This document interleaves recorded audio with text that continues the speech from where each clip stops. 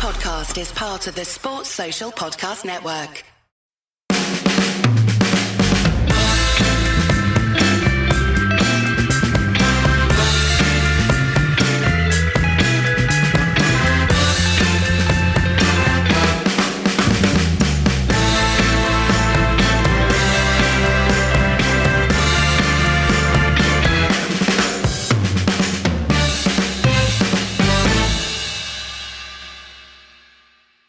Ole's at the wheel. Is the car careening dangerously out of control, or is some of the reaction to United's defeat against Wolverhampton Wanderers a little overblown in the long-term context?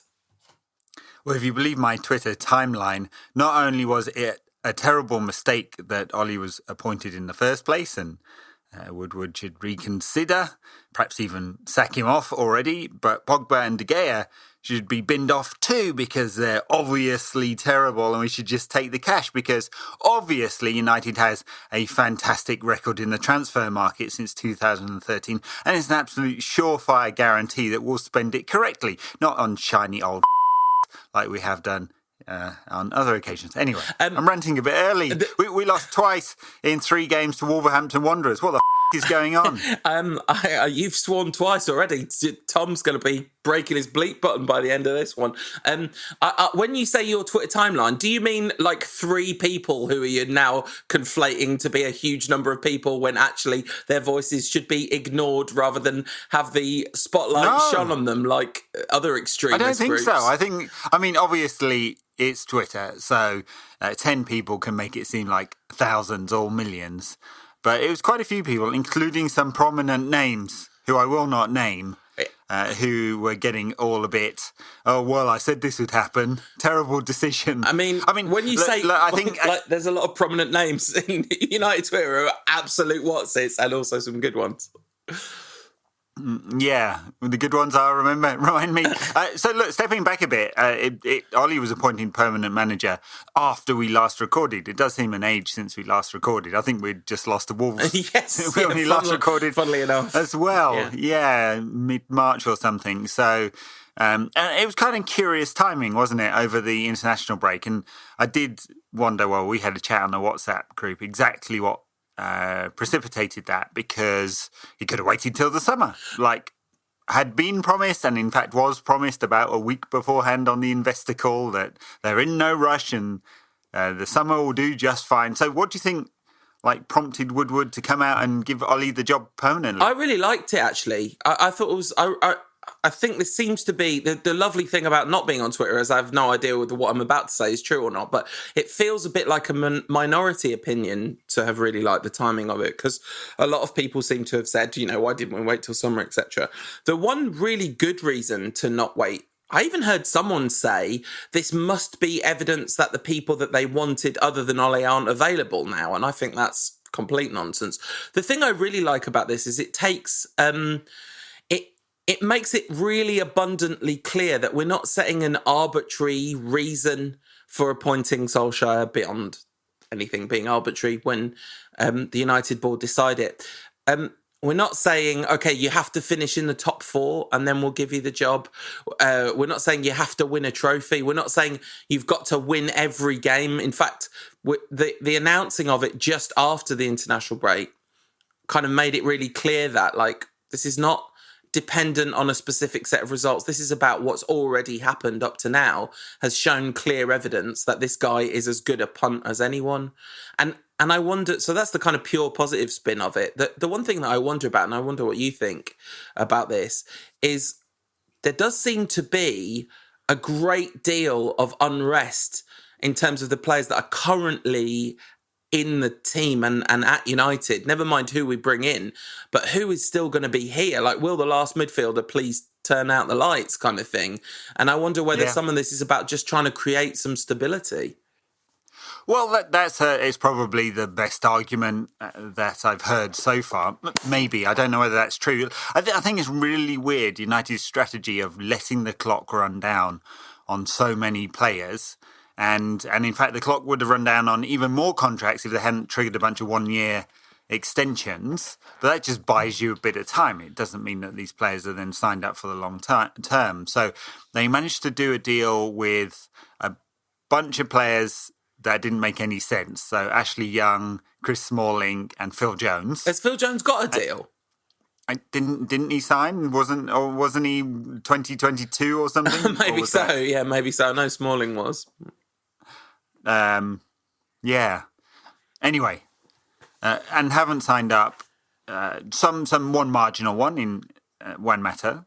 It's questionable. I mean, I'm sure that they're looking at his age, 30, and his role in the team / squad, and wondering whether it's worth all the money.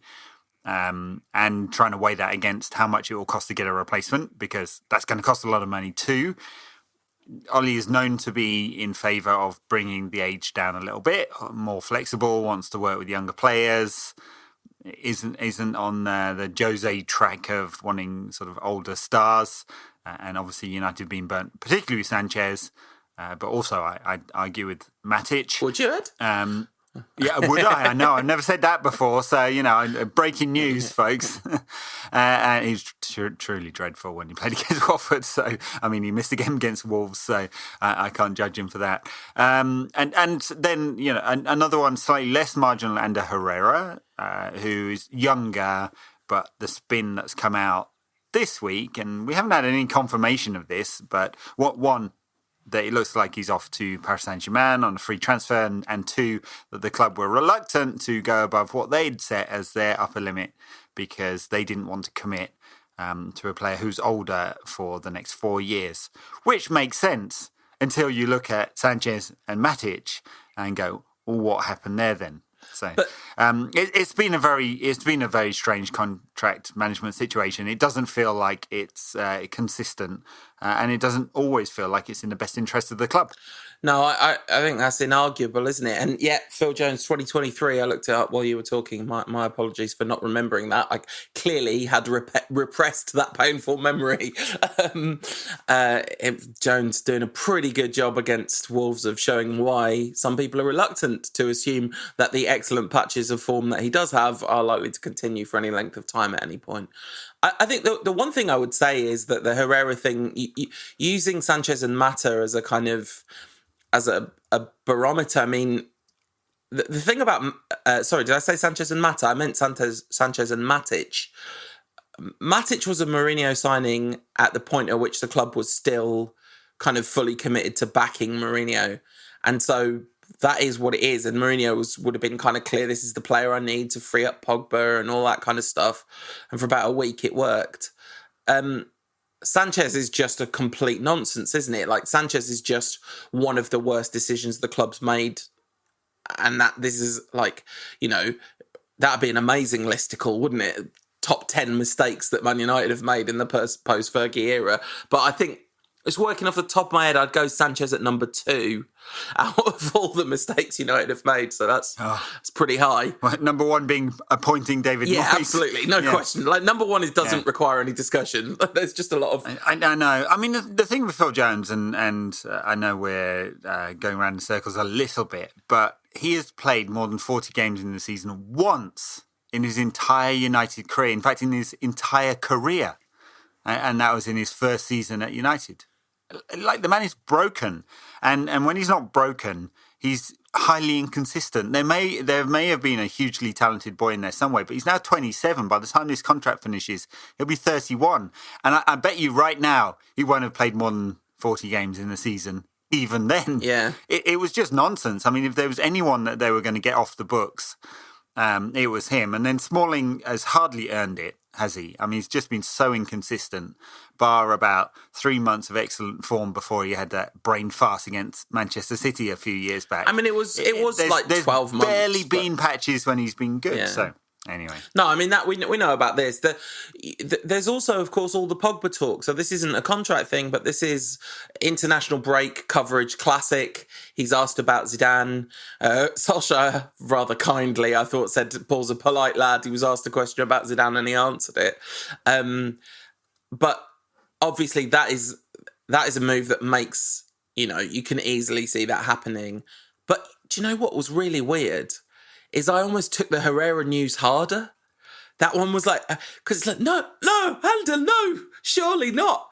Like, Ander Herrera is such like a football guy. He loves football so much. And PSG is such a nonsense non-club. But then I was talking to a friend of the show at AB5Y, Abe, on we were chatting on Instagram. And he pointed out that the last time Ander Herrera was involved in a massive European upset, he joined the losers. So, it's a pattern. Yeah, I guess so. Yeah, it's interesting how the narrative plays out on this one, isn't it? And hero of the fans, man of the people, speaks the way the fans expect him to speak, kisses the badge metaphorically and physically all the time, seemingly walking away at the first sign of a new big contract.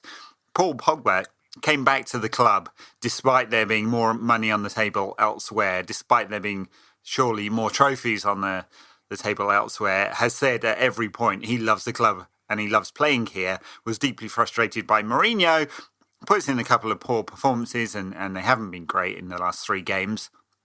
And very politely, and I think that was the right word, answers a direct question about how do you feel about Zinedine Zidane? Oh, I respect him. He's a hero of the French people. Yeah.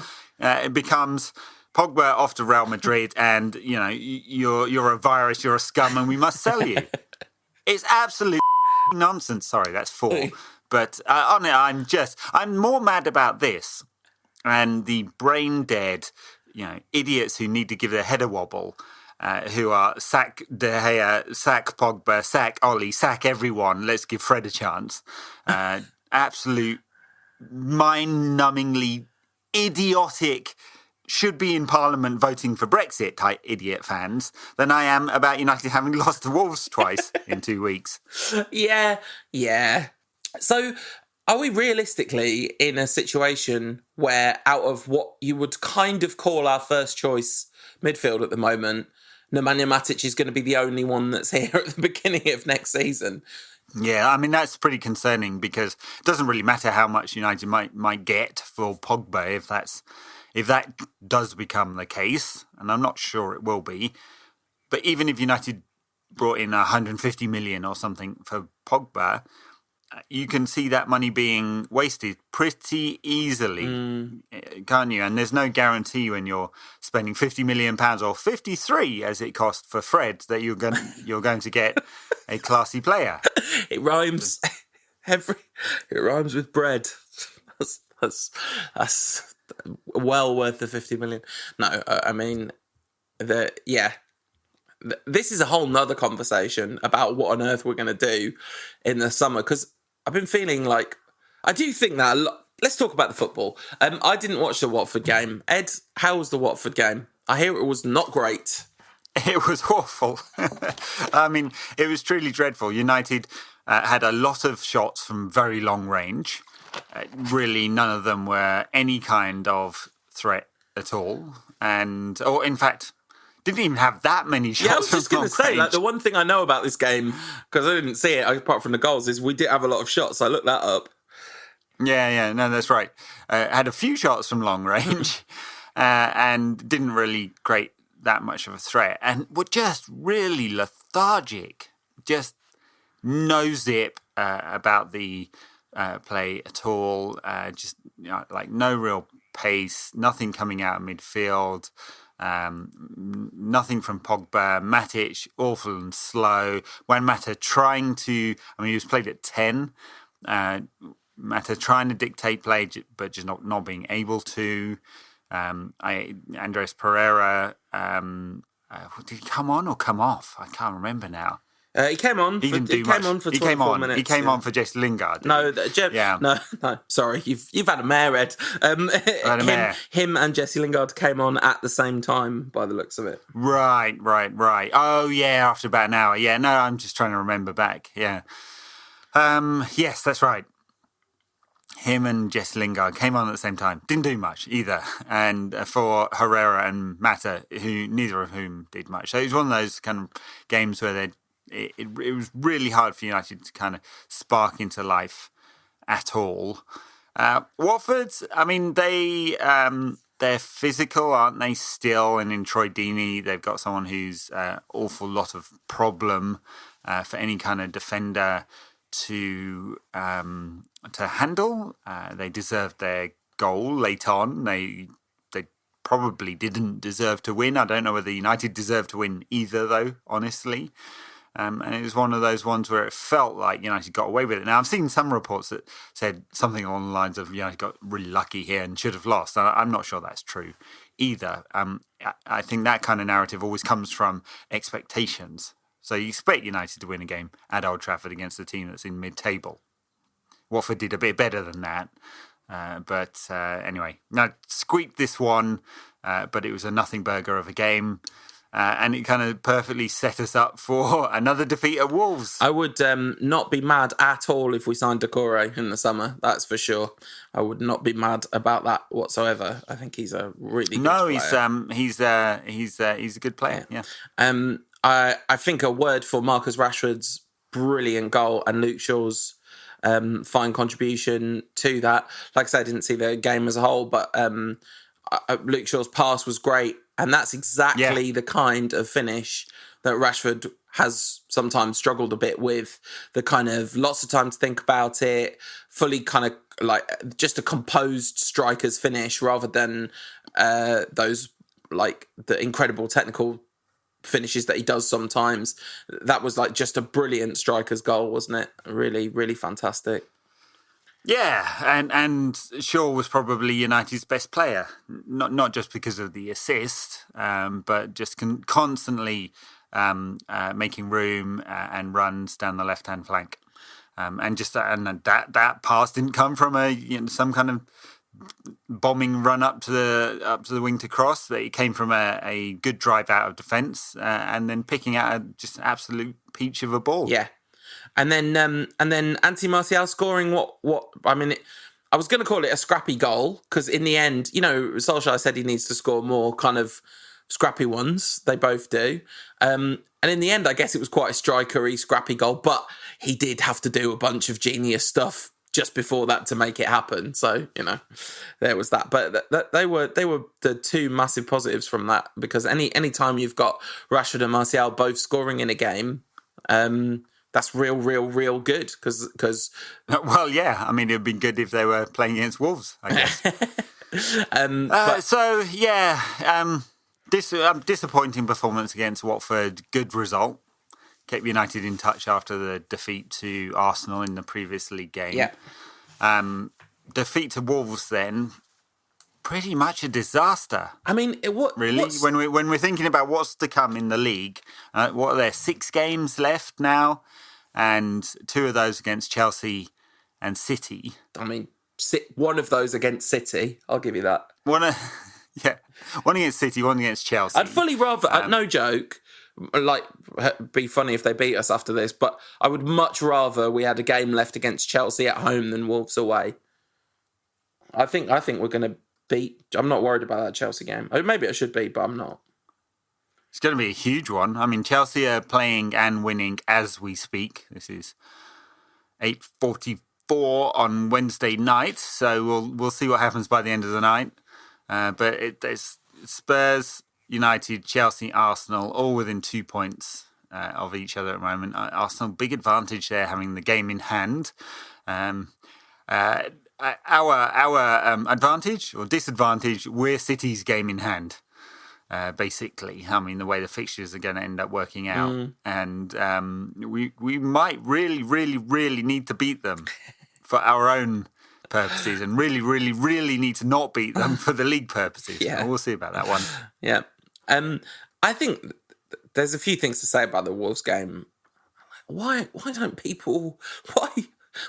do people refuse to accept context as being relevant? Like, that game, once again, load of injuries, loads of players like half fit, half coming back from injury, international break problems. Like, one of the reasons that we looked really disjointed in that game was because we were playing a makeshift midfield again and a makeshift front line.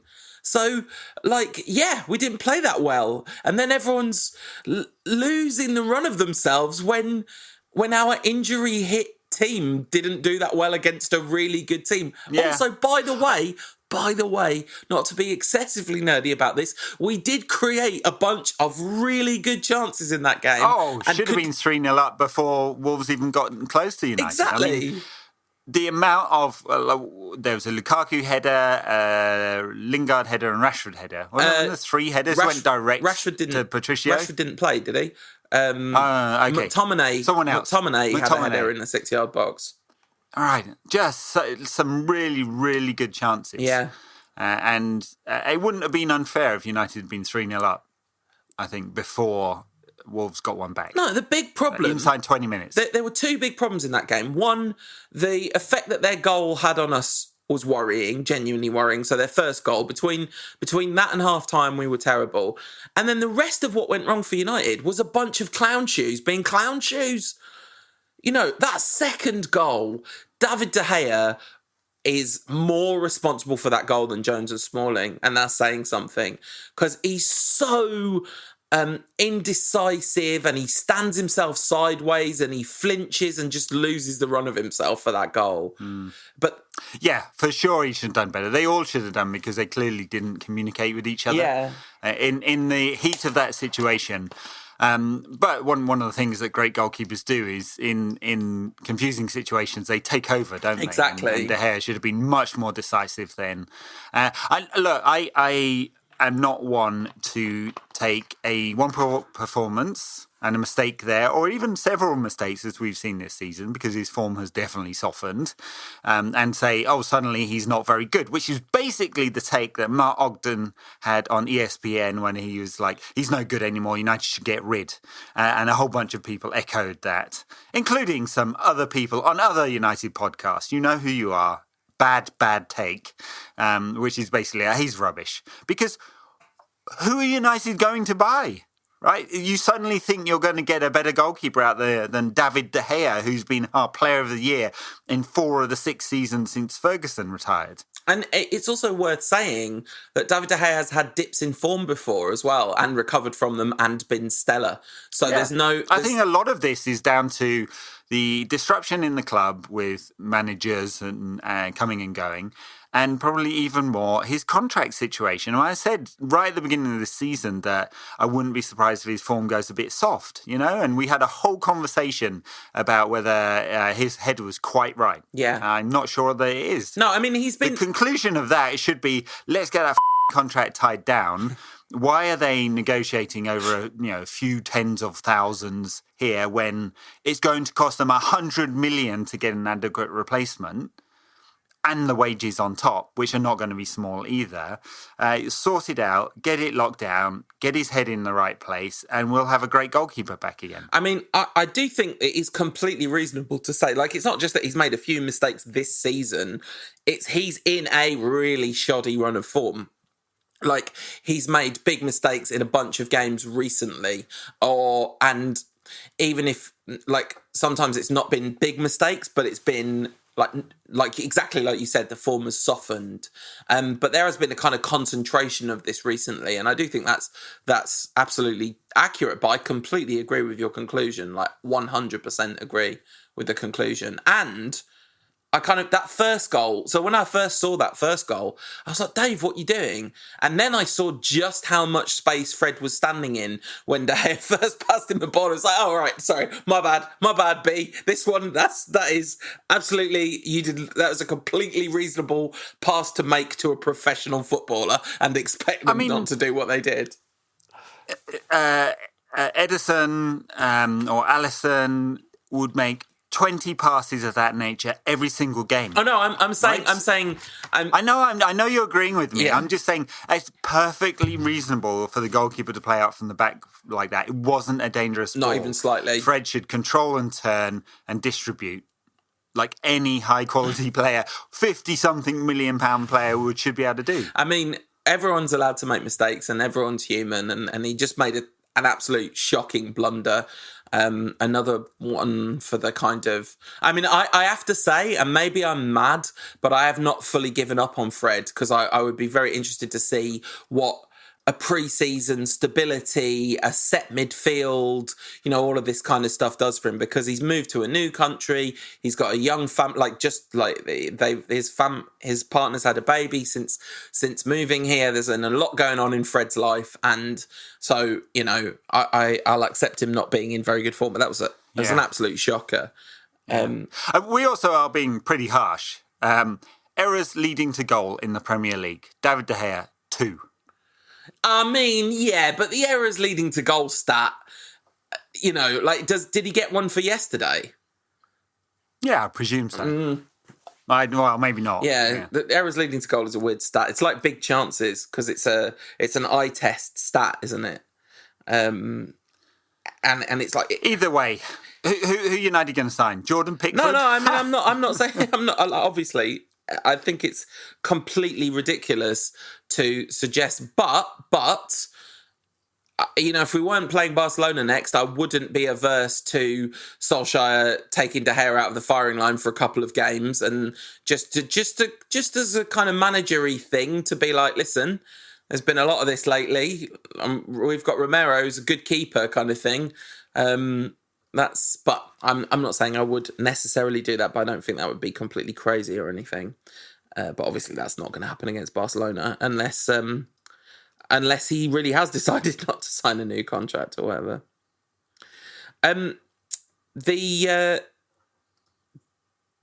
The errors in that game. No, he didn't get an error leading to goal yesterday.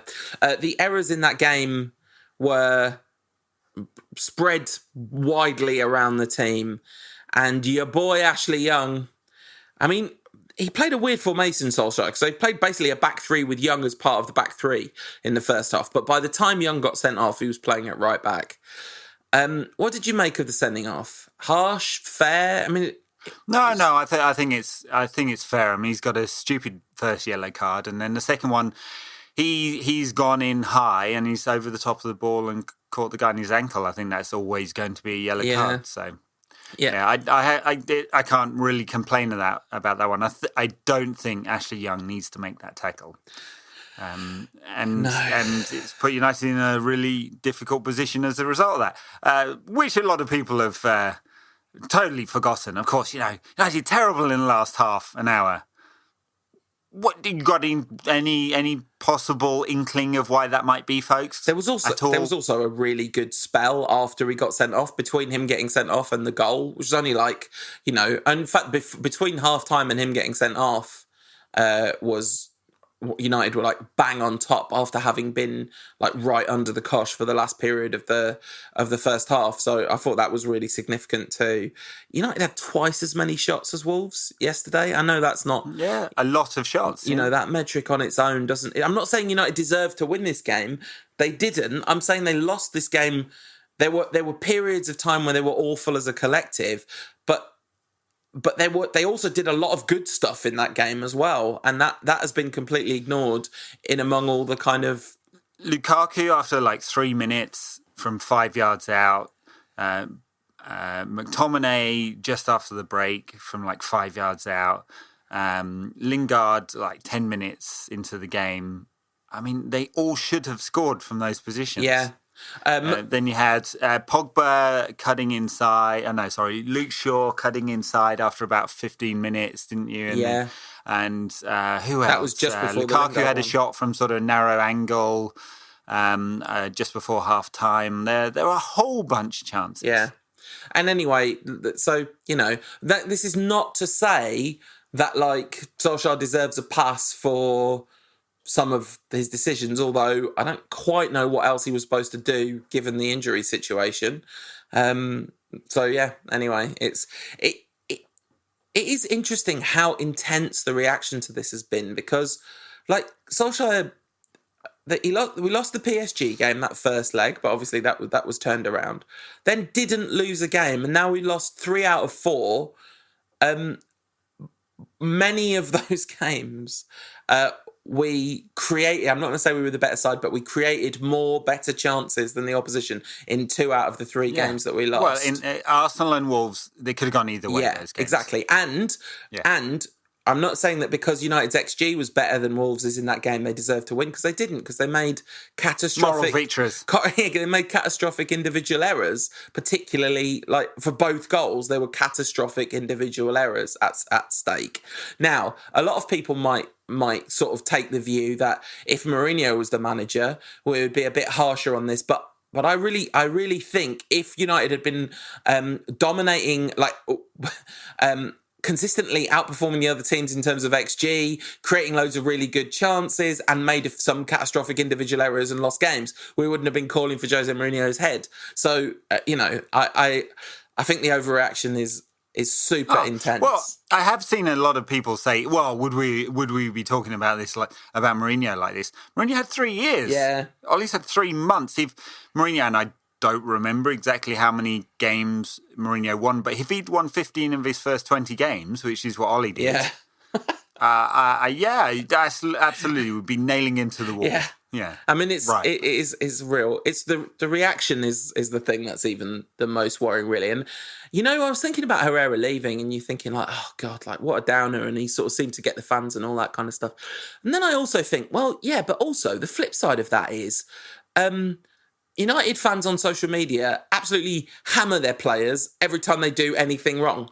Like there's not a player in the United squad who doesn't get his Facebook wall full of "you were rubbish last week," every time anything goes wrong. So I'm not surprised they don't have this undying loyalty to the badge, because they're not treated with much in the way of leniency by the support, either locally or globally.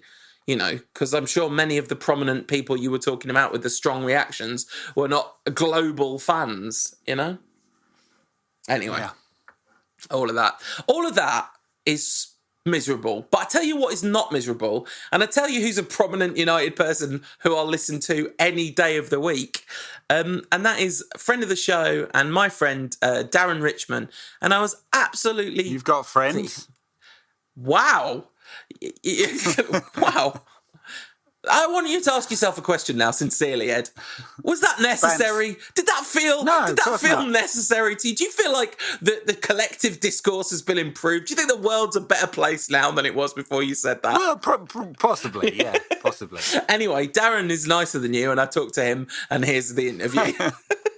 I am absolutely delighted to be joined by not just friend of the show, but IRL actual friend, Darren Richman. Darren, you would have been on this show literally several years ago had I not been absolutely convinced we had already done this at some point. Oh, thank you very much for having me. You're super welcome. So, I guess my first question would be, what's your background with United? What's the first United games that you remember? So, basically, my background with United is that my dad is a fanatical Man United fan. When my older brother was born, my grandfather on my mum's side turned him into an Arsenal fan. He vowed if he ever had another son, that wouldn't happen again. So I became a United fan. And me and my brother were born in 82. He was born in 82. I was born in 84. So when we both started supporting them in the kind of mid to late 80s, they were kind of sleeping giant clubs. And then obviously throughout the 90s, they ended up being the sort of 2 biggest clubs. But we didn't know that when we started supporting them. And we didn't realise how much hostility that was going to cause in our household. My mum and my brother being Arsenal and me and my dad being United. In terms of my earliest memories of watching United, I think around kind of 1991, I have quite a vivid memory of the Cup Winners' Cup final in 91. Right.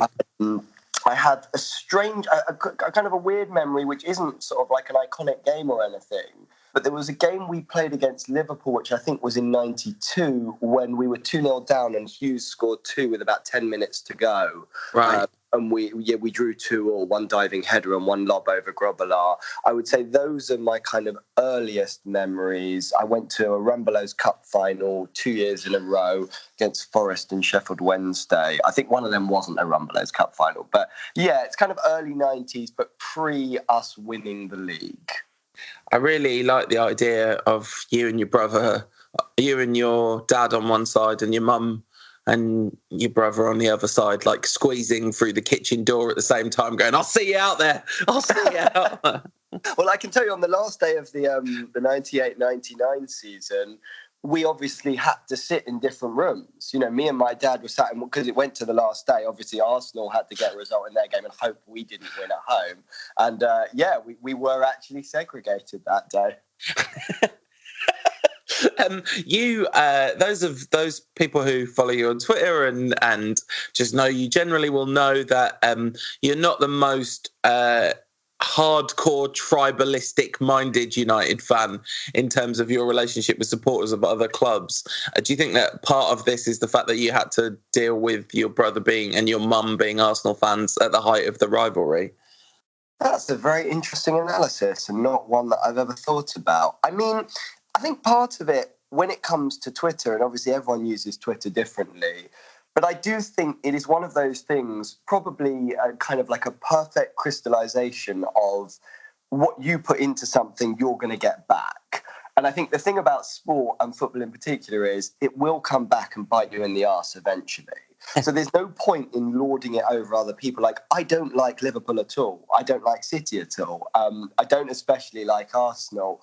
But I think I get more out of it in terms of my own team, especially when for the kind of pretty much the first 20, 25 years of support, the first 20 years of supporting them were so good. It didn't really feel like I needed to focus on the negatives involving other teams. But I'm sure that Arsenal aspect had something to do with it. And it's interesting that my mum, as the years wore on, and she'll never admit this, but I would say she's almost as much of a United fan as an Arsenal fan. Because she did not like, she was a season ticket holder in the 71 double winning season at Highbury, but she did not like, to see me upset, and she wanted everyone in our household to be happy, which obviously wasn't very easy when they were the two teams vying for everything at one stage. All right. So one of the things that you and I have talked about a great deal over the years is Sir Alex Ferguson, who I would say that you have out of everyone I know, and as I'm sure everyone listening can imagine, that's a lot of people who have a significant emotional investment in Alex Ferguson. I don't think I know anyone who loves Alex Ferguson as much as you do. And I mean that. Like, that's with no disrespect to all the other people that I know who are listening to this who love Alex Ferguson. I think Darren loves him more than you do. I mean, I think certainly it's the most unconditional. Right. Of everyone that I know, I'm not sure anyone loves him as unconditionally as I do. It feels like you always have to add some kind of, caveat when you're talking about him. I don't feel the need to add a caveat. He got referenced in my wedding speech. I just feel as though my sort of main feeling about him is that obviously the stuff with the Glazers and stuff, those caveats that are always brought up, as far as I'm concerned, and I believe I've said this to you before in private, if the club were to have folded the day after he retired, I would still feel as though we did pretty well there. We got more memories to last a lifetime than any other set of football fans in this country has pretty much ever had. So even if he made mistakes that were to the detriment of the club and had actually brought the club down, I would still completely unconditionally adore him. Oh, it's really, I love it. It's so funny. What do you think? Why do you think that is? What do you think? What is it about him that is so like it doesn't matter what else he does, there's just unconditional love? I think that obviously what I find quite interesting about sport is people engage with it in very different ways. So when it comes to, just to take an example, when it comes to cricket, my interest in cricket is purely in a kind of narrative sense. I'm someone who likes English. I like novels. And so when it comes to cricket, that's all I'm interested in is kind of the stories. I like reading books about cricket almost more than I like watching a cricket match. Yeah. Whereas my dad, who is an accountant and is kind of obsessed with numbers, he can go years and years and years without watching a Middlesex game, but he is much more invested than me in these numbers, in these statistics, and how they change over time. And obviously, we're seeing that to some extent with what's happening in football now. And obviously, there's a kind of schism between people who sort of see stats as being kind of massively important and those who completely dismiss them. And my feeling with Ferguson is it's all about the narrative. It's all about those kind of 20 years when we were treated to these astonishing moments that, you know, it could not have come basically at a better time for me. You know, from the age of 7 to the age of 27, I saw my team win the league 13 times. Yeah, it's crazy. Like, you know, even with the money that's been pumped into City, I'd be surprised if they did 13 in 20. Maybe they will, but even then, I don't think it's as impressive as the way that he did it, because he sort of took a sleeping giant and turned them into this behemoth. Yeah, no, absolutely. I guess the being from the age of 7 to 27 and seeing 13 league titles won, I guess that's a pretty, roughly speaking, that age will be the experience of a lot of people listening to this, and that must have been quite something. Yeah, I mean, I thought it was very telling. You were one of the people, actually. I was in the cinema last year when obviously the news came out that, you know, he was not in a good way. And I came out of the cinema and, you know, you had messaged me, and you were one of about 6 people who had messaged me. Now, I know that you know plenty of United fans, and the other people who were messaging me know a lot of United fans. But there is something there that people see some link with me to him, just because, I mean, I was sat on the tube that night and I was crying on the tube. Just, you know, think about this bloke who I've never met, I never will meet, you know, in all likelihood. And at this stage, you know, in terms of United, his influence certainly not what it was, although we'll probably get onto that in a minute. But it was just such a kind of blow, because he seemed to me like someone who would last forever. And that actually was something of a wake-up call, that he is just a human being. Yeah.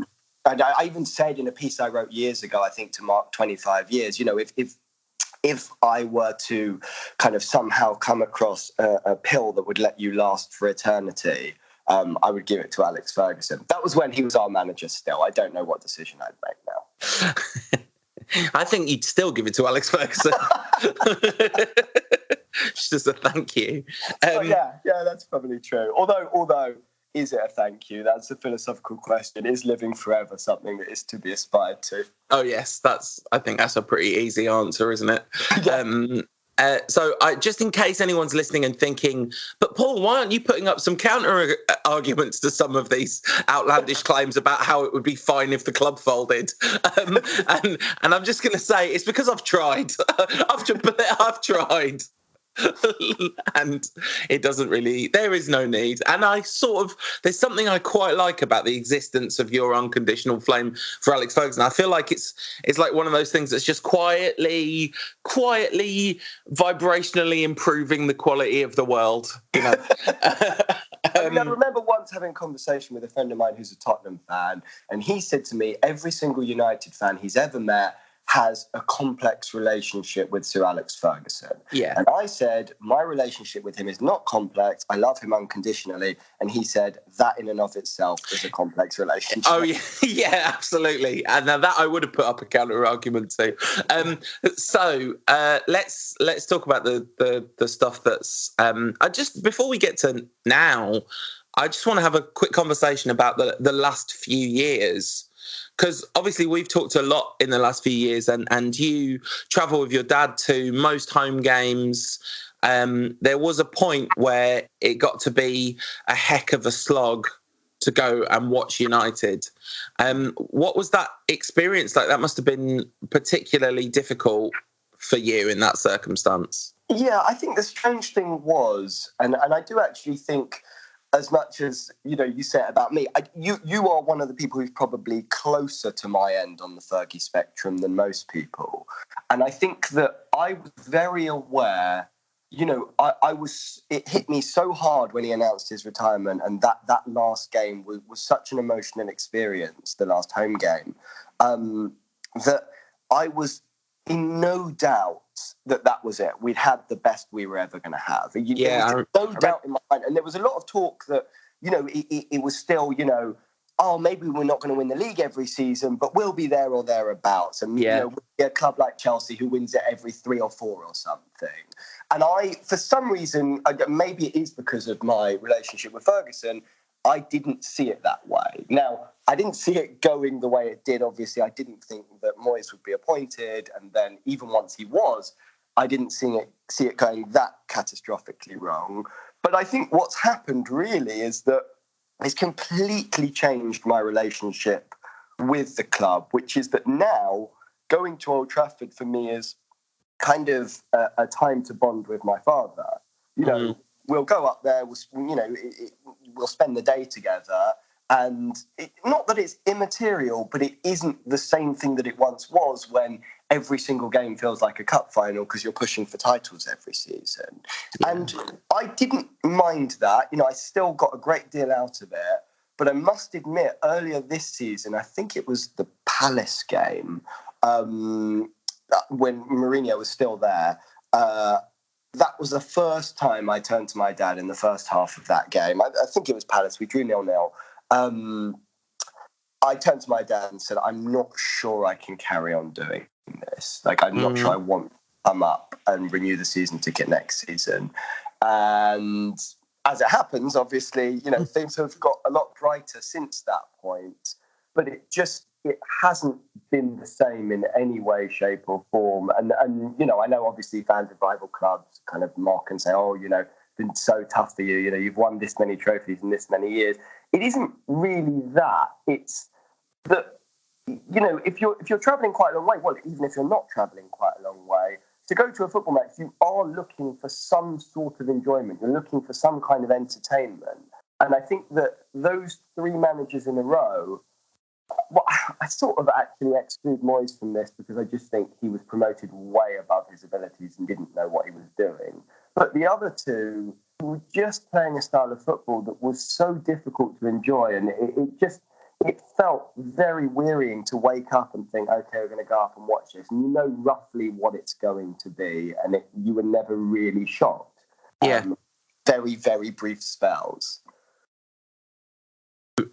What do you make of the fact that we've now appointed Alex Ferguson's son to be...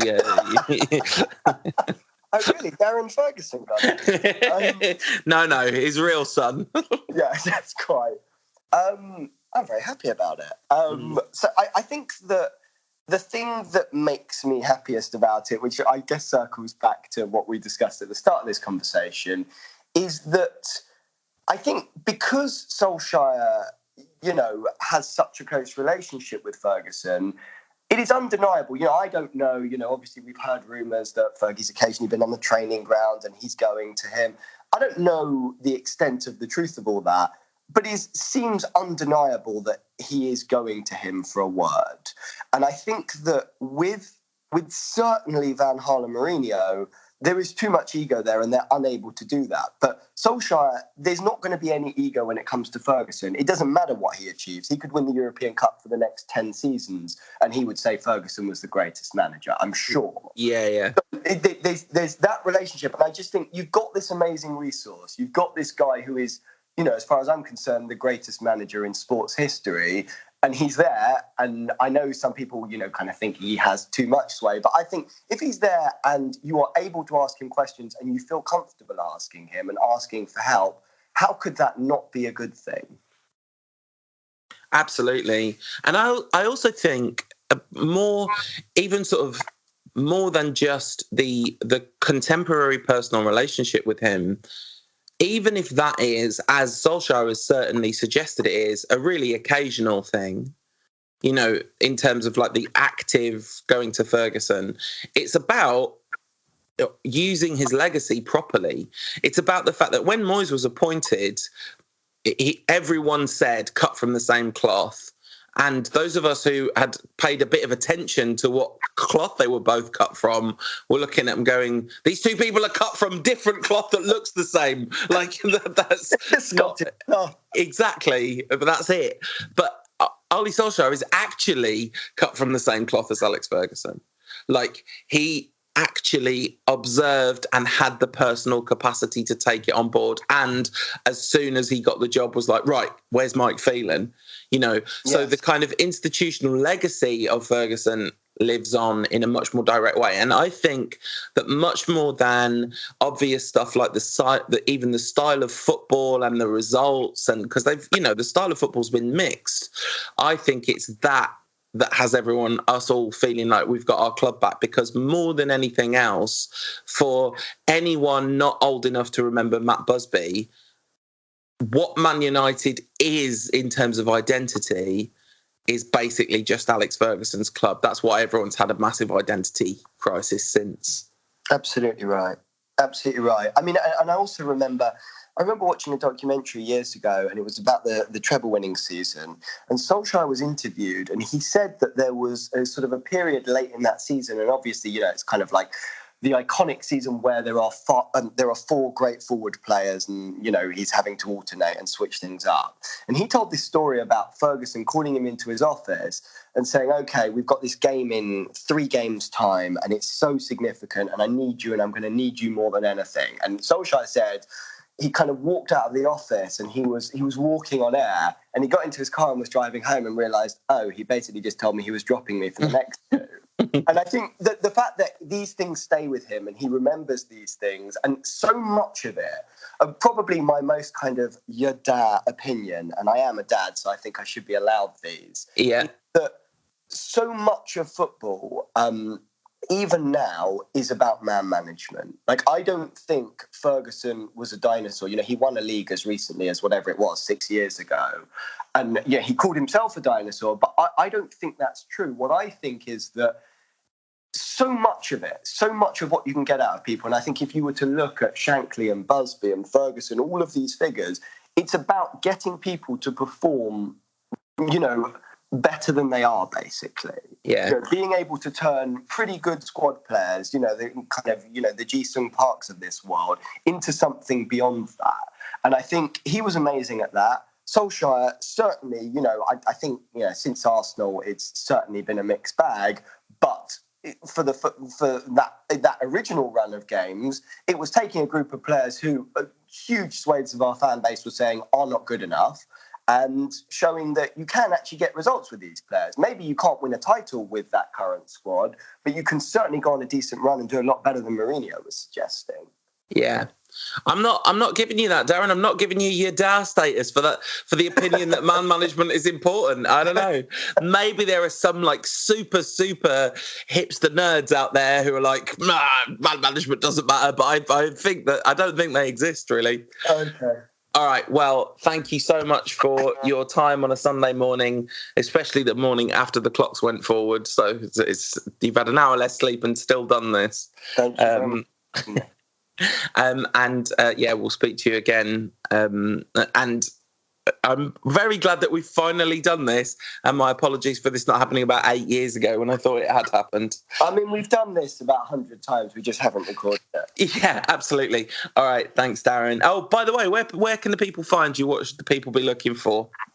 They can follow me on Twitter, Darren Richman, at Darren Richman. And you'll see me plugging stuff. So go for it. All right, Brill. A massive thanks to Darren for coming on the show at long last. And I can't believe that he's never been on the show before. That was genuinely, when he told me that, I was genuinely surprised. I assumed he'd been on ages ago. Super nice guy. That's why he pretends to be your friend. And what's your excuse then? I don't think I'm pretending, am I? Anyway, yes. So I'm glad we're done with the Wolves chat. Can we have a quick shout out for the United women's team, who are almost certainly going to get promoted? I mean, barring a complete meltdown in the last sort of 4 games of the season. So the team in the last 2 games won away at Charlton, very tough game. which I took the boys to go see. Not sure they were entirely impressed with it, but, hey, did anyway. There were not nearly enough Pokemon for your boys at that event. That's it. United ladies, sign Pokemon as a sponsor. Yeah. You'll have 2 new fans. But, very tough game. Against Charlton side that were clearly technically inferior, but made it pretty difficult. And it was a bad pitch, I'd say, very bumpy. And then, a really thumping win away at Spurs, who were the main rivals to be promoted. And now United 4 points ahead with a game in hand. It's gone basically as well as they could possibly have hoped this season, hasn't it? Yeah, 1 defeat in the league, 1 draw, those 2 cup quarterfinal losses, which will have hurt, but both teams above them in the higher up in the table. They've got a goal difference of 69, no jokes, which is just incredible. Given that it's only 16 games played. I think it's 20 in total for the season. So, it's a fairly short season. And they're going to find themselves in the Super League next season. Which will be great in terms of coverage, won't it? Because, it's probably easier to watch, for people to watch on TV and stuff. Yeah, much better coverage of it, and presumably some bigger crowds. I think City averaged something like 1,600 per game. In the last few weeks, of course, we've seen some massive crowds go to women's football. 40,000 for Juventus, 60,000 for Atletico Madrid. Wouldn't it be a wonderful idea to play just a few of those United women games at Old Trafford next season? We'll see. I don't know whether the powers that be will have the foresight to do that. I was kind of surprised, given that United were playing Spurs and Spurs needed a test event, that they didn't test their new stadium with the women's game rather than a bunch of duffers, some of whom were in their 60s. Well, I think it's there's a counter argument to that, isn't there? Which is that the women's game shouldn't be really used to test stadia. That you're better off using an exhibition match to do that rather than, people playing a professional sport in a professional league kind of thing. If something does go wrong. Yeah, I don't know. That makes it sound. That's not the point I'm making. The point I'm making is there was a stadium available. They needed to have a game on that weekend. Yeah. 2 of the biggest teams in women's football coming together. Yeah. Good opportunity. A word for the travelling support for United women. It's been really fascinating to watch. It's a relatively small group, but man, they have got a hardcore following, and been going to sort out an interview with somebody that's travelled quite a lot to watch United women this season for between now and the end of the season, because I want to talk to someone who's had that experience, because I think it's kind of fascinating because obviously you're exporting a load of Man United culture directly to it, but also a culture develops around the team itself, and the players get chants, and there's fan favourites among the players, obviously, as you would expect, So because you are, as well as supporting United, you're supporting a new team, which is a fascinating combination, I think. Yeah. So more coverage to come. And if you want more coverage of the women's game at a higher level, I would certainly recommend a podcast that I've recently discovered, the Rabona podcast, which is co-hosted by a friend of the show, Musa Okwonga, and is absolutely brilliant. It is my new favourite football listen. So check out the Rabona podcast, and we'll get Musa on to talk about it at some point soon. Very good. So we've put this off for as long as we can possibly get away with, on the back of 3 defeats in 4 games, and a very disappointing, error-strewn performance against Wolverhampton Wanderers. We have to play Leo Messi now, and it doesn't seem fair to me. That I feel like we should have a palate cleanser in between. Do you know what I mean? We should have had a home game against Huddersfield like this weekend coming. That would have been very nice. Thank you. And he hasn't been injured yet. Anything else? I'm not saying I'm a fan of assassination. Just putting it out there. At least with a BB gun or something like that, Kidnapping, short term, confusing him, sending him to the wrong city, anything. Yeah, trying to convince him he's playing Man City that day. That'll do me. Something non-threatening that won't do him any harm whatsoever. So because Sky lost the contract to 11 Sports during the close season, I don't think I've seen. I think the only Barcelona games I've seen all season have been in the Champions League. I saw their second leg game against Lyon. And honestly, that game was the worst possible game to have watched in the context of this one, because that game was like really even. Barcelona didn't look that good. You kind of think, oh, maybe there's an upset on the cards here. And then Messi's like, no, listen, right? None of this nonsense. Remember me? And then basically won the game single-handedly. And that was annoying from a United perspective in retrospect. Yeah, Barca, I mean, if you want to feel better about it, have conceded more goals than United in the league this season. Okay. So I'm trying to find reasons for United having a shot at this, but there aren't many. If you stop Messi, you stop Barca. Messi has scored. Yeah, 32, if you stand in front of 32 goals in the league, 40 in all competitions, I think. Yeah. And Suarez has got 19. After that, no one's in double figures. If you stop Messi, stop Barca. It's like if you get hit by a train and being hit by a train doesn't hurt you, you'll be fine. Yeah, you can't stop Messi. The worrying thing is it's actually, it's looking really functional at the moment. Barca, Arturo Vidal is playing well. Suarez has been on and off. It looks like he's coming on just at the sort of right time. Dembele, Coutinho, there's lots of debate about those. Rakitic, I don't think they're ready to drop him or move him on yet. Their defence is super strong. Malcolm has come in and done good things at times. He's not played a lot. They've solved the goalkeeping situation. So why they're looking like a very strong team at the moment. They're miles ahead in the La Liga. They've got Atletico just before us, I think. But it's they can stroll around with that one, knowing that they're going to win the league, whatever. So why, if they've got a really strong defence and have solved their goalkeeping problem, any idea why they've conceded more goals than us?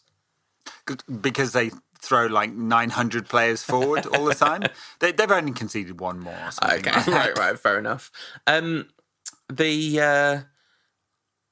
Messi thing is such a big deal. I know it's like it feels almost like a bit too predictable to make the focus of the preview of the Barcelona game be Messi, but he's the reason why I don't have any optimism for this match, like genuinely, or this tie at least.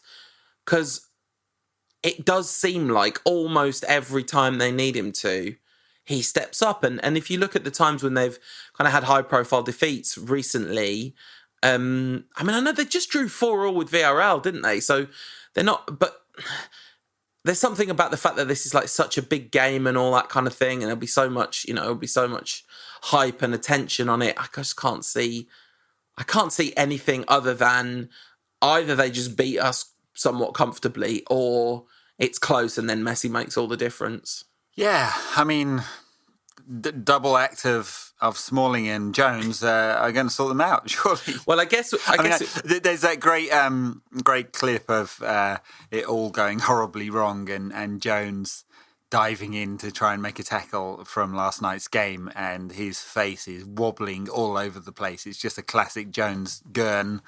If Wolves make him gurn like that, his face will be doing absolute flips with Messi and Suarez and Dembele and Malcolm all running around him. I mean, it's not his fault that his face is funny, is it? Like, he's not rubbish because he's got a silly face. Are you sure about that, though? Are you sure? Because there's pretty good correlation from what I can see. His face is on him 100% of the time, and he's rubbish. Not 100% of the time, but not 0% of the time either. And it may well be over 50% of the time. Let's just round up. That correlation, that sounds like terrible maths to me. But anyway, I I do feel a bit like, oh, so it's funny because his face is funny. Like, people are born with different sorts of faces. Like, that's... Anyway, reasons for United beating Barcelona, not very many, but Girona did it. They're sort of local rivals, sort of-ish, from just up the road. Not much else, though. Lyon got a draw, didn't they, in the first leg of that game? Yeah. Athletic Club Bilbao got a draw recently. Yeah, Villarreal did, right, at the weekend. Villarreal did, yeah. I don't remember the last time, apart from Girona, someone actually Levante beat them in the Copa del Rey in January. Well, there you go. Rubbish. Okay, so what has to happen for United to win? I mean, obviously, United have to be absolutely on it. We have to be like, you remember the Madrid game that we lost in Fergie's last season, the first whatever minutes of that, it was just so intoxicating because United was so utterly on it.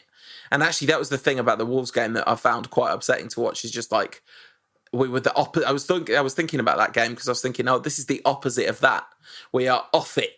Like, passes going astray, silly defensive mistakes, all of that kind of stuff. So United have to be like absolutely performing to the best possible level that they can perform to. And unfortunately, it doesn't seem like, having gone from a position of having like a very settled team, the injuries have really unsettled our season. And you know, it's hard to know who's going to be available, and even if they are, whose head's right. You know, do we play Herrera? It would seem like it'd be really important to a game like this. But, you know, if his head's all over the place and he's thinking about moving, then that makes it very questionable. Do we play Matic or do we keep McTominay in the side? I think I would lean towards the latter based on performance levels recently. Yeah, it's a good question. I mean, McTominay, Ollie had lots of praise for him after the Wolves game, said he's never let us down. He's going to play a lot of games for United. I think he's growing as a player. I think the criticism of him that he wasn't very progressive with his passing is becoming less relevant as he grows into the team. He's shown he can score goals now. Yeah, absolutely. No, we didn't mention that. Fine daisy cutter, and he can control a game with his passing, sort of, or at least he's got a good range of passing. He's a good athlete, so there's an argument. I mean, not a logical one usually, because a player of Matic's standing and history in the game and amount of money United spent on, and all of that should say that Matic should play in these big games. But I mean, doesn't matter what the trio is. Is it Arthur, Rakitic, and Busquets? Does Philip Coutinho play in a deeper position? He's been playing sort of wide left, and Dembele in there. Whatever it is, as a Vidal plays, sometimes doesn't. They are going to be all more dynamic than Matic. They're just going to all run around him for the whole game. I mean, I almost think we just can't play Matic in this game. You know, I think it would be, he's like going to be a passenger in a game like this. Because he's just no kind of destroyer whatsoever. I'd almost rather see Fred than Matic, which... That's not that he's a destroyer. No, of course it's not. It's funny. He was a. I mean, my instinct about Fred last night was that he was terrible, and that might just have been coloured by the fact that he controlled the ball about 15 yards away from him. That was rolled to him by David De Gea. He actually had a very good pass completion rate and a whole bunch of interceptions and tackles, and his numbers were decent. Yeah, not huge, but decent. Yeah, and so anyway. I don't know. Let's say everyone's fit. What's your starting 11 for this game? And then we'll let the people go and get on with their lives because it's a long show. Yeah. Well, we haven't even done questions yet. Oh, crikey. Are we going to? We'll take a few. Well, yeah, we'll take a few of the favourites or something like that. Okay. Well, De Gea has to play. Is Young available, or is he banned for this one? He's not banned for this one. You don't get banned for Europe. But would you play him? It's been a long day. I wish he would have done, because Diego Dallo would be a better choice, I'm sure. But like, what? I mean, shouldn't we have... Young will play. Okay. And then it will be Smalling and Lindelof and Shaw. And am I going for the team I think should play, or the team that I think will play? No, the team you'd pick. The team you think should play. Okay, well, I'd play Dalot ahead of Young, for sure. The first game's at Old Trafford. Yeah. 100%. So, and then Herrera, Pogba, and I might be tempted to go for McTominay and Martial, Rashford and Lukaku, I guess. Although Lukaku's form is after 3 or 4 goals in a row, 5-6 goals in a row, has dropped off again. So it depends on whether Lingard's fit or not, because he could come into the team and they could play a sort of diamond, which might make a lot of sense. Yeah, I like that. I like the idea of playing a diamond and playing a front two, because I think we do need to be able to stretch them, because like you say, they commit loads and loads of players forward, and I do think our best chances will be on the counter-attack. I think McTominay over Matic is close to a no-brainer at this point. And then, everything else I basically agree. So I would go with that same diamond in midfield with Lingard at the point of the diamond. I think Lingard's energy would be super useful in this game. I think you need Herrera in there to do what he does, and to also pay a bit of attention to Messi maybe. But I don't think it's going to be enough anyway. I think it's a shame that we're playing Barcelona at this stage, because I would have liked one more game. But strange things happen in football, and if something strange happens, it's going to be particularly spectacularly beautiful, isn't it? Yeah, I mean, hey, these are the things that test top managers. Ole has got to get his team right, his team mentally right for this game. He's got to get everyone fit and understanding what their role is, United's game plan. I mean, there is only one game plan, right? Barcelona are going to make 600 passes and they're going to get 65% possession. The game plan is to hit Barcelona on the break. What's the one that causes them most problems? So there's one question about, and part of the reason why I think a diamond might be really effective is it's 1v1 against their back two, which is probably Lenglet and PK, but might be another choice. MTC might come in. Either way, pressure on them, meaning they can't, and Lingard a bit further forward to stop the ball into Rakitic. Some high press, some ability to stop it there. If not, ability to get the ball forward quickly. And so that might make a lot of sense. But either way, it's super hard, isn't it? Yeah. But we know what the game plan will look like. Some form of that, and it will be trying to defend. We need Dave on his game, and we're going to get 35% possession and try and do something with it. Execution. This is the thing that we needed going into the PSG game in the first leg. That would be harsh for Messi. I mean, I'm not advocating execution, but... Yeah. This is the thing we need. We need everything that can go right to go right. That's what we need. And it could, if that happens, then we're close enough to them as a collective that we could do what we need to do. But it hasn't been happening lately, so expecting it to happen would be a bit foolhardy, but here's hoping anyway. So I guess my predicted score in that game is actually probably realistically Barcelona 2, Man United 0. That's my predicted score. Sickener. Well, look, what evidence do we have of United versus Barcelona at Old Trafford? We have 1984, the great comeback. Yeah. United win 3-0. Yeah. We have Robson, beating Maradona. Yeah.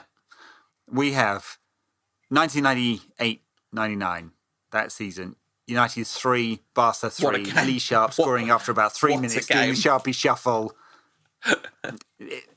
And then we have 2008, 0-0, parking the bus over twice. Yeah.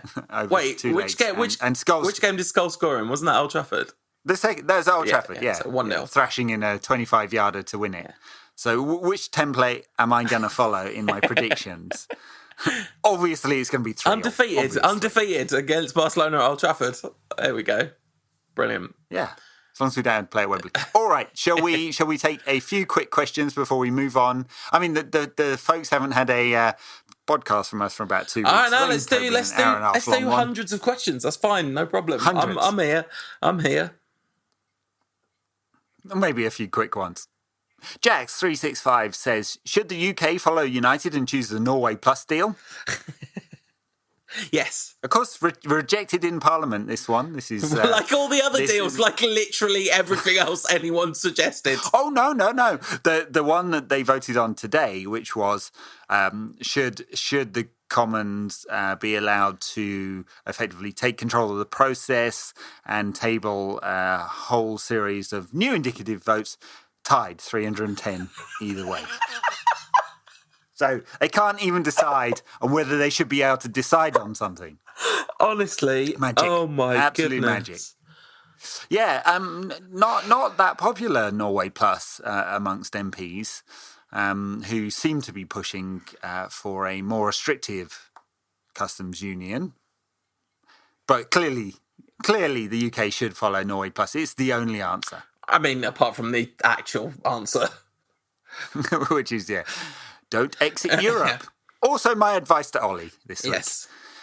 Given the reaction to our form of late, says Ben Hudson, friend of the show, am I right in thinking that we won every single game between 1986 and 2013 by a score of 9-0 with 100% possession and 100% pass completion? I think you might be close. I mean, at least that game against Ipswich. Yeah, I genuinely think people have lost the capacity to understand that sometimes we lose, which is mad given how much we've lost. We do it quite a lot, yeah. Yeah. Like, what's the expectation? If Pochettino was the manager, do people think we'd just win every game now if Pochettino managed us? No, they'd be asking for his head by now. Lost 3 games. Dan, friend of the show, says, that's _Dan B21. Which was worse, Gary Neville versus West Brom or Ashley Young versus Wolves? Ashley Young versus Wolves. No. Yeah, well, Gary's at least did the decent thing and retired at half-time. Yeah, exactly. I think we won that game. No, maybe it was a draw. Yeah. I don't know. I can't remember. Don't remember. We must have won it because it was with us next season as well. He signed a 1-year contract extension. Yeah, it was before Fergie retired, so we must have won, right? Stands to reason. Wan-Bissaka, by the way. Yeah. Having a really, really top season. Friend of the show, Aaron Wan-Bissaka. Yeah, that's it. Would be a great purchase. I don't know whether we could get him out of Crystal Palace anymore, given how good a season he's having. Interesting, didn't make the England squad. There's also an argument that England might have like 4 or 5 of the top 10 best right-backs on the planet at the moment. I think England might have like a whole bunch of the best players under the age of like 22 anywhere in the world at the moment, which is absolutely extraordinary. But yeah. Callum Hudson-Odoi, really, really, really good for England, apart from that early mistake. Sorry, nah, not bothered, to be honest. Sorry. Ryan Walton says, how big an error would it be to let Herrera go to PSG this summer? I don't know the answer to that question. I think the answer is it depends entirely on what we're going to do instead. I think in a vacuum, it seems absolutely ridiculous over 30 grand a week, given what we've done with 30 grand a week at United recently, to let him go to PSG instead, to make some sort of point about our wage structure, considering how much we're going to have to spend to replace him. Very true.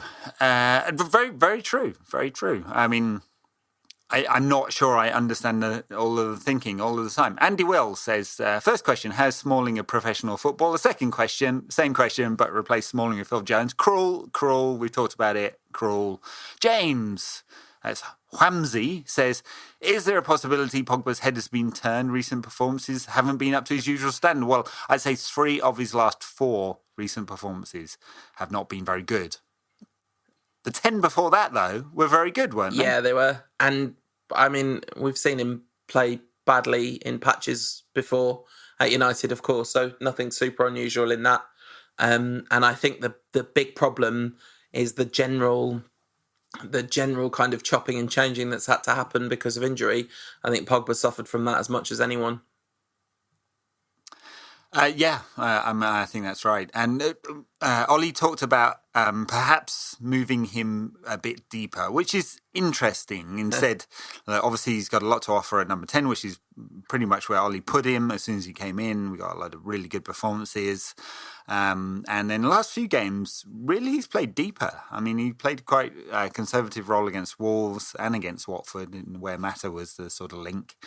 And he's trying to, the reasoning was that he's trying to get more control over midfield. And it's very true. United do not control midfield. In fact, the better performances under Ole have been when United are not trying to control midfield. They're just giving up possession and trying to play sort of dynamically on the break. Yeah. It's the thing that has to be fixed. And if Herrera goes, and whatever happens with Matic and Pereira and Juan Mata and Pogba, two really top midfielders are an absolute must, and that's going to cost an awful lot of money. And it's hard because it's not obvious who that should be exactly and how you do it. Yeah. Got a list. Got a list on our Y Scout account. We haven't talked about the international break at all because that's why it's been ages since there was a podcast. And I watched the second France game, the game against Iceland, and it was just fascinating. I mean, first of all, Pogba, Griezmann, and Mbappe linked incredibly for both their third and fourth goals. They were both magnificent team goals with lovely finishes, both of featuring those three players. There was the Pogba assist for Griezmann in the first game, which is just a thing of absolute pure beauty. And that's all coming from him playing, very much a very disciplined role as a holding midfielder in a two. Him and Kante play horizontally level with each other in that France team. And he's so disciplined for France. Like time and time and time again, he's shown it over and over and over again. He can do a brilliant job in that role. He can do. It's whether he can do an even brillianter job playing forward, which I think is the better argument. Which I think he can. But and so why compromise what you get out of Pogba as an attacking player when you can buy a really good defensive player? Sure. Yeah, but until we have done that, then why can't we just buy N'Golo Kante? Why want N'Golo Kante so much? Yeah, you're not going to get it because sorry, Ike Yagola, one of the two. This question is definitely for you, Paul. Right. Knock on wood, but if Ole misses out on the top four in the Champions League, do you think he'll be sacked, or will the United hierarchy stick with him into the new season? Excellent question. Feel like answering at all? I presume it's a joke rather than a question. If Madrid comes calling, says Josh Berry_it, how much should we sell for? I don't think we should. Not this summer. See what we do in the transfer window. Pogba's the kind of player you got to replace before you sell him, not try and sell him and then replace him, in my opinion. Pogba can have some bad games every now and again. He does. He's had a lot of bad games. But almost every time we're good, it's partly because he's excellent. So I think selling him for anything less than absolutely insane Neymar money would be a huge mistake this summer. And for some reason, I don't think it's going to happen. I feel like he might well go after next season, but hopefully we'll be a lot more established and in a better position to lose him. I'd rather have a flaky Pogba than not have Pogba by miles. Yeah. I would like to see a stronger team built around him, in which I think we'll see a not nearly as flaky Pogba in that team. Yeah, absolutely. Look at France. Totally agree. Totally 100% agree. Stuart Richer, Disco Stew Madrid, says, when is Paul's acoustic version of All the United Chants coming out on CD? Also, will we see in Barcelona busking in front of Camp Nou? You didn't see this, Ed, because you're not on Instagram, but I got a new guitar this week, and so I recorded an acoustic version of Ole's at the Wheel. And someone asked me to make it a feature on the Rantcast, and I said 50% of the hosts of the Rantcast would not accept that. I mean, if you really want to, you can carry on singing away after we finish. to get Tom to cut it out before it goes out to the people. Is that what you're saying?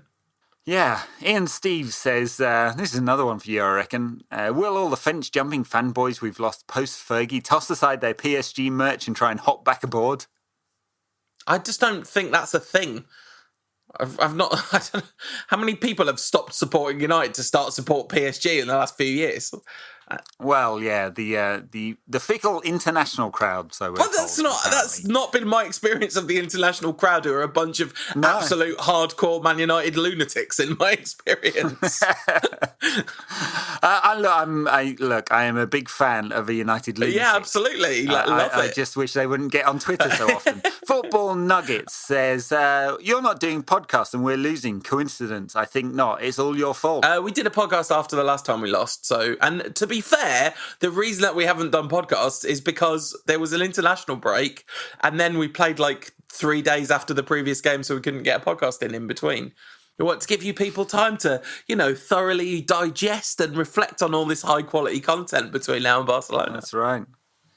Olavti Hoslimo says, would you trust Young and Fred to take care of your cat if you're going away for the weekend to enjoy some well-deserved time off? Actually, Young, 100%. No, in fact, you know what? Both of them seem super sound. Like, Fred seems like such a lovely lad. He went to visit the smallest house in the world in Wales when he had a little holiday the other day, and he seems to really love his wife and kid. And Ashley Young, to all, everyone that knows him, says he's a good sound lad. So yeah, 100%. What I would do is give the cat to Nemanja Matic and say, there you go, chase after that. Perhaps it might help him be a bit more dynamic. Like Rocky and the chickens. Yeah. Comedic_hermit says, can you add one cyborg body part to one member of the squad from yesterday? Which player and which part? Oh, what a great question. Cyborg neck to any of them that had a chance from 3 yards out. Yeah, that would be really good. So a cyborg part really, does it give you more precision? Do you think a cyborg right foot, are we assuming that a cyborg right foot would be better than a high quality footballer's actual right foot? An absolute hammer of a shot from 60 yards. Yeah, that could be really useful. But whatever Pogba's weaker foot is, replace it with a magic cyborg foot. Good stuff. All right, we're going to call it a day there, I think. So the peeps have had an hour and 10 minutes of us talking nonsense, and however many minutes of it of you talking nonsense, and several minutes of Darren Richman probably making more sense than either. Yeah, it's real good. It's a real good chat. I know you've not had a chance to hear it yet, Ed, but it is a real good chat. Immediately after Barcelona, we're playing West Ham on the Saturday. I'm not going to do an in-depth preview of that because, we don't know what's going to happen between now and then. But we do have to, in Rantcast time-honoured tradition, pick two random numbers.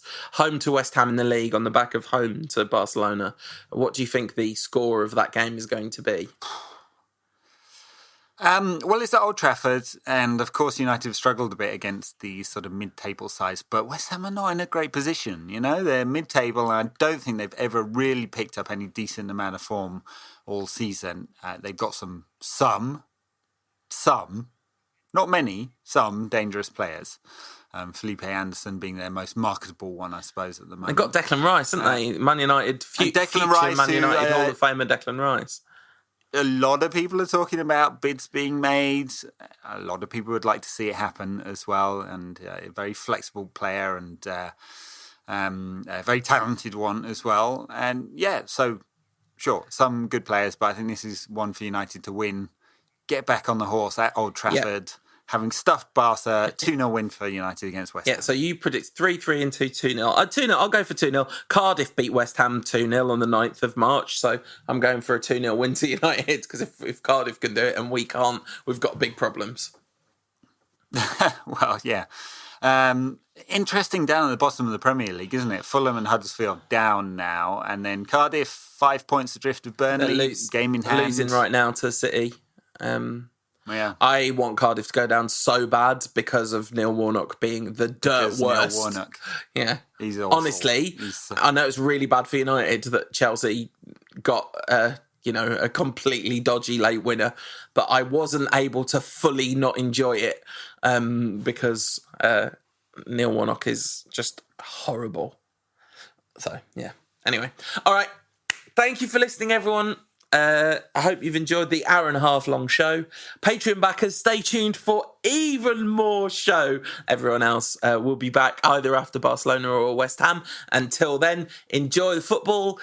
Remember not to freak out about every possible thing that ever happens, and all will be well. Bye now. This podcast is part of the Sports Social Podcast Network.